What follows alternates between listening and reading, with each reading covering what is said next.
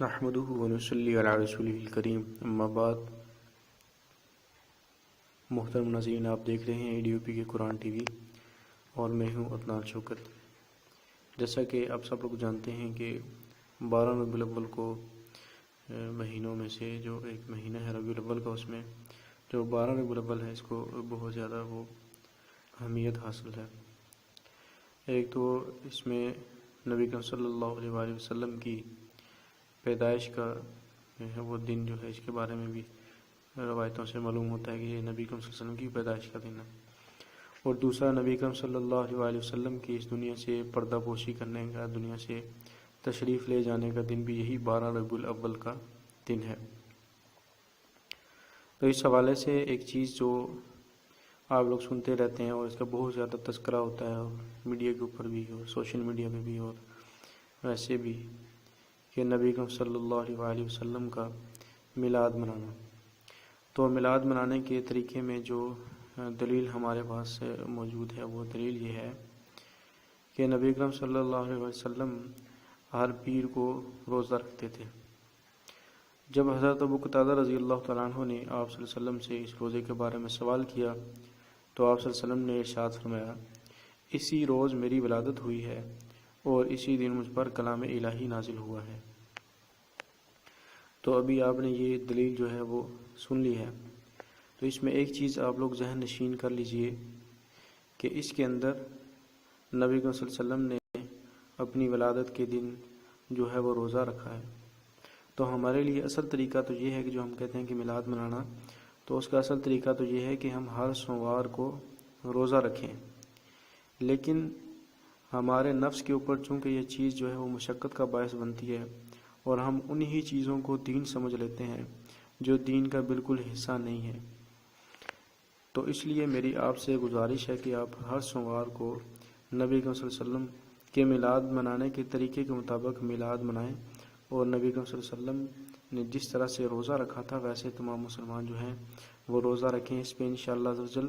آپ کو اجر بھی ملے گا، اور انشاءاللہ کوئی بھی آپ کو یہ بھی نہیں کہہ سکتا کہ آپ جو ہے وہ میلاد کیوں منا رہے ہیں، کیونکہ آپ کے پاس اس کی دلیل موجود ہے، اور اس دلیل میں نبی صلی اللہ علیہ وسلم نے روزہ رکھا ہے، لہذا تمام مسلمانوں کو اس میں روزہ رکھنا چاہیے۔ اس کے علاوہ دوسری دلیل جو ہے وہ یہ دلیل جو میں نے آپ کے سامنے پڑھی تھی، یہ تو مشکات المصابیح بحوالہ مسلم کے جو ہے نا وہ تھی، جو میں نے آپ کے سامنے بیان کی ہے۔ اس کے علاوہ ایک اور روایت جو ہے وہ حضرت معاویہ رضی اللہ تعالیٰ عنہ جس کو روایت کرتے ہیں،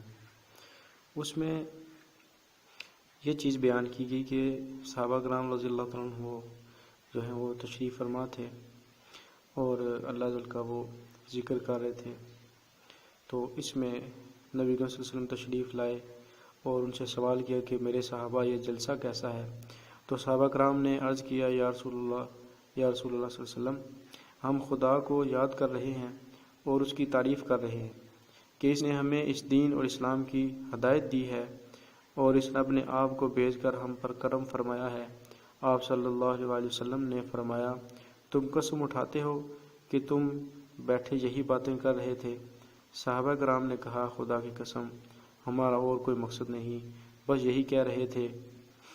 تو آپ صلی اللہ علیہ وسلم نے ارشاد فرمایا، صحابہ سنو، میں نے شک کی وجہ سے قسم نہیں لی، بلکہ میں نے تمہارے عمل کی عظمت کو ظاہر کرنا تھا۔ میرے پاس جبرائیل علیہ السلام آئے تھے، مجھے خبر دی گئی ہے کہ بے شک اللہ تعالیٰ تمہاری وجہ سے فرشتوں کے سامنے فخر فرما رہے ہیں۔ تو یہ دیکھیے، نبی صلی اللہ علیہ وسلم کا تذکرہ کرنا، اپنی محفل کے اندر نبی صلی اللہ علیہ وسلم کا تذکرہ کرنا، اور اللہ عز و جل نے ہمیں جو اتنے عظیم نبی عطا فرمائے ہیں ان کی آمد کا تذکرہ، اور ان کی ذات کا تذکرہ، ان کی صفات کا تذکرہ، ان کی سنتوں کا تذکرہ کرنا، یہ کتنا جو ہے وہ عظیم امر ہے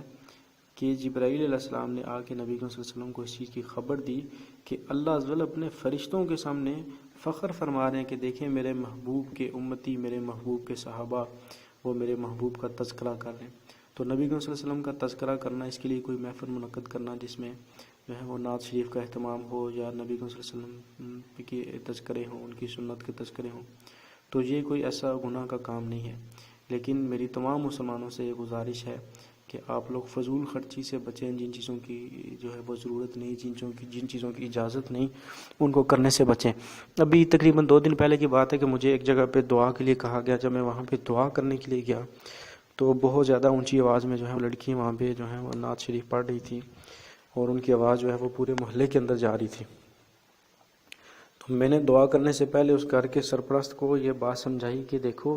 حضرت فاطمہ رضی اللہ تعالیٰ عنہ کا واقعہ جو ہے وہ آپ نے بارہا سنا ہوگا کہ نبی کریم صلی اللہ علیہ وسلم نے ان کے قرآن پڑھنے کی آواز کو باہر جانا جو ہے وہ اس کو گوارا نہیں کیا،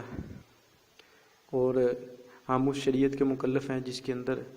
عورت پہ اذان نہیں ہے۔ نبی کریم صلی اللہ علیہ وسلم کی شریعت میں عورت پہ اذان نہیں ہے، عورت کو جو ہے وہ اذان دینے کا حکم نہیں ہے کہ عورت جا کے مسجد میں اذان دے۔ تو میرے محترم اس چیز پہ غور کیجئے کہ عورت کو اذان دینے کا حکم کیوں نہیں ہے؟ اسی وجہ سے نہیں ہے کہ عورت کی آواز کا بھی پردہ ہے، عورت کی آواز کا بھی پردہ ہے۔ اس لیے میری تمام ماؤں بہنوں سے گزارش ہے کہ وہ ریاکاری سے بچیں، مت اپنی آواز کا جھانسا دے کے دوسروں کو پھسلانے کی کوشش کریں، اور مت یہ سوچیں کہ ہماری آواز جو ہے وہ دوسرے لوگ سنیں گے تو لوگ جو ہیں وہ یہ کہیں گے کہ بہت اچھی آواز ہے۔ یہ آپ کے لیے ثواب کی بجائے عذاب کا سبب بنے گا۔ اس لیے اگر آپ کسی جگہ پہ بیٹھ کے نبی صلی اللہ علیہ وسلم کا تذکرہ کرتی بھی ہیں تو آپ اتنی آواز میں کریں کہ نامحرم مردوں تک آپ کی آواز نہ جائے۔ تو انہی گزارشات کے ساتھ میں اجازت چاہوں گا۔ نیکسٹ ویڈیو تک عدنان شوکت کو اجازت دیجیے۔ السلام علیکم ورحمۃ اللہ وبرکاتہ۔